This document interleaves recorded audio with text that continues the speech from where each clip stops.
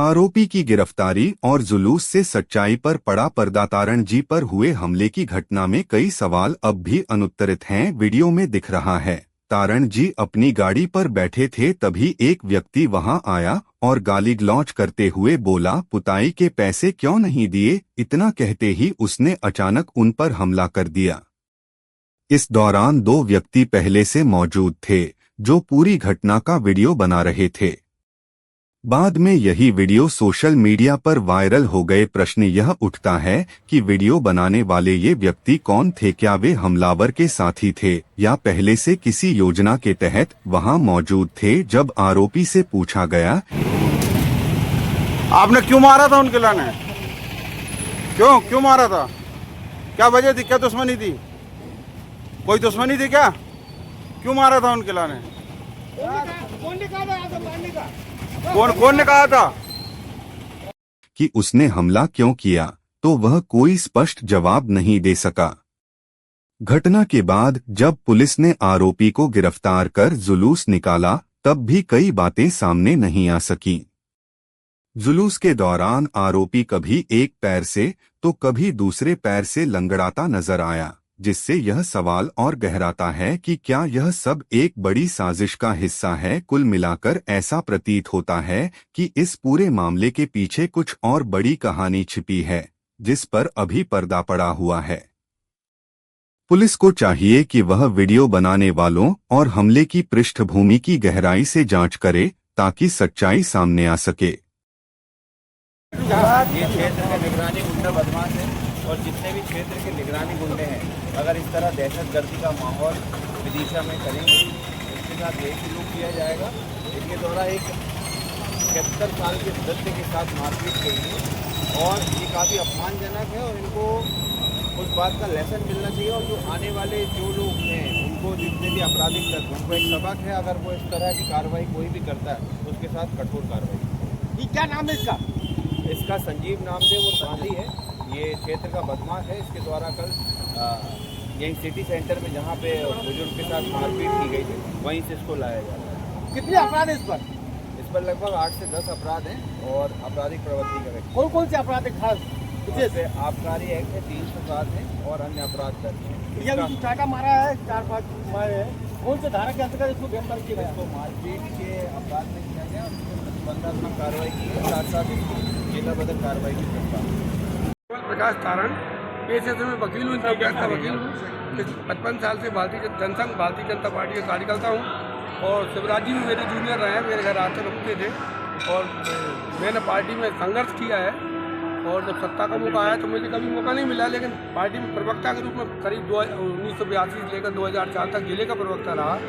इसके बाद मुझे बड़ा सौभाग्य मिला, अटल बिहारी वाजपेयी और सुषमा स्वराज का भी मैंने काम किया है, राघव जी काम किया, शिवराज जी के भी 5 चुनाव में काम किया है। तो इसके अलावा मैं जो हूँ बहुत शांतिप्रिय व्यक्ति हूँ। क्या घटना क्या हुई आपके साथ? हमला किया मेरा जो हमला हुआ, क्या हुआ कि परसों के दिन मथुरा प्रसाद जी शर्मा जी की पुण्यतिथि वो थी श्रद्धांजलि सभा जानवरी गार्डन में। तो वहाँ हम सभी बैठे थे, पिता भवन सर वगैरह में मुलाकात हुई। उसके बाद आए मनोज कटारे भी बैठे थे और सभी नेता बैठे थे। तो वो तो चलेगा उनके पिता भवन की।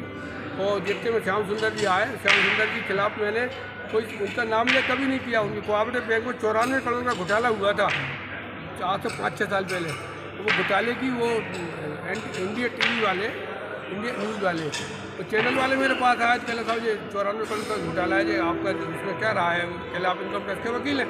तो मैंने उनसे कहा कि भाई साहब इसकी जाँच होना चाहिए, बैंक में क्या हो रहा, RBI करे, CBI करे या रिजर्व बैंक करे या CBDT डिपार्टमेंट में इनकम टैक्स का वो करे, ED करे। घटनाक्रम बताइए क्या हुआ? मैंने कहा तो उन्होंने मुझे धमकी दी श्याम सुंदर दूसरे दिन। कहले तुमने मेरे जब वायरल हो गया तो उन्होंने 22 तारीख को मुझे धमकी दी कि हम देख लेंगे तुम्हें। वो विनय प्रकाश उनके CEO हैं, उनने और इनने दोनों ने। और फिर मैं उसकी SP साहब के शिकायत करके गया। तो फिर मेरी जाँच भी हुई उसकी 15/5/2025 को CSP ऑफिस में गया था। पूरे डॉक्यूमेंट दे के आया श्याम सुंदर जी। 3 मर्डर के 2 सोसाइटी। कल आपके साथ क्या घटना हुई? कल की घटना बता रहा हूँ ना। कल क्या हुआ कि श्याम वो कल जो 12:30 बजे मैं घर से खाना खा कर निकलता हूँ, 3 बजे तक बैठता हूँ ऑफिस में। मैं जैसे ही पहुँचा तो कोई अज्ञात व्यक्ति था जिसका नाम वगैरह बताया होगा आप लोगों को। वो व्यक्ति मैं इसे जानता भी नहीं हूँ और मेरी दुश्मनी आज तक किसी व्यक्ति से नहीं है 71 साल के होने के बाद भी। उसने आकर मुझे गाड़ी रोकी नहीं और पहले से मेरा शायद पीछे कर रहा था क्योंकि वीडियो में दिख रहा है। तो उसने आते थे मुझे 4-5 चांटे मारे तो कह लगा मैं देख लूँगा और मैं पिताई के पैसे नहीं दिए, विधायक जी का हूँ, विधायक जी का हूँ। उससे 2-3 बार ये भी कहा और मैंने कहा क्या कर रहा है भाई तूने, मैंने कौन सी पिताई करवाई तेरे से और इस तरीके की बात कर रहा था। क्या लग रहा है आपको किसने हमला कराया? देखिए साहब, इसमें मैं जिनके खिलाफ मतलब मैं नाम लिख के कभी किसी को लेकर शहर की समस्याओं को लेकर मैं आवाज़ उठाता हूँ, चाहे उसमें विधायक हो चाहे वो जिला सहकारी बैंक के पूर्व अध्यक्ष हो या जिन जिन ने जो काम किए उनके बारे में लिखता रहता हूँ सोशल मीडिया का। नहीं तो हमला किसने कराया? हमला तो पुलिस पता करे उसकी आपको किस पर शक है? हमें साहब देखो विधायक पे भी हो सकता तो विधायक का भी आदमी वो सुनने में आया, मुझे रात को भी मालूम पड़ा। और दूसरी बात श्याम सुंदर का भी हो सकता है, श्याम सुंदर ने परसों मुझे धमकी दी थी। क्या चाहते हैं, किस तरह की कार्रवाई चाहते हैं? मंत्री से मुलाकात हुई, उन्होंने क्या बोला? शिवराज सिंह जी से मुलाकात? शिवराज सिंह जी ने कहा हम पूरी जांच कराएंगे, जो दोषी होगा उसे हम दंडित कराएंगे और जिला बदर कार्रवाई करेंगे उसके और शायद रात को पकड़ा गया है। मंगला की अगर बात करें, आपकी ही पार्टी के वरिष्ठ भाजपा नेता विमल कारंडी जो एडवोकेट भी है, पत्रकार भी है, उनको सड़क पे बिल्कुल वो गाड़ी खड़ी है और जाके लगे नब्बे तो क्या अराजकता चल रही है। 4-8 दिन पहले की बात है, स्टेशन पे माधोगंज पे बंदूक चल जाती है। एक तो मैं इस तरह की घटनाओं की कड़ी निंदा करता हूँ। मैं तो मानता हूँ कि प्रेम ही ईश्वर है, लोकतंत्र है और हिंसा की जिंदगी में भी कभी हिंसा को कोई स्थान नहीं रहा और जिसने भी ये कृत्य किया है उसको कड़ी सजा मिले।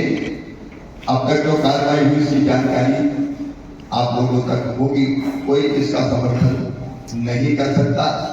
इस तरह की घटना की जितनी भी निंदा की जाए वो निंदा कम है, उसकी गहराई में जाके जो भी हो उसके खिलाफ कार्रवाई होनी चाहिए, ये निर्देश दिए गए हैं। और